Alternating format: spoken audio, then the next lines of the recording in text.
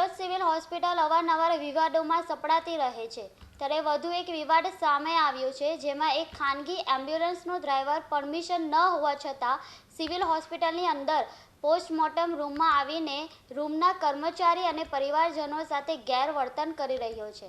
આ સમગ્ર ઘટનાનો વિડીયો તે હાજર લોકોએ કેમેરામાં કેદ કરી લીધો હતો।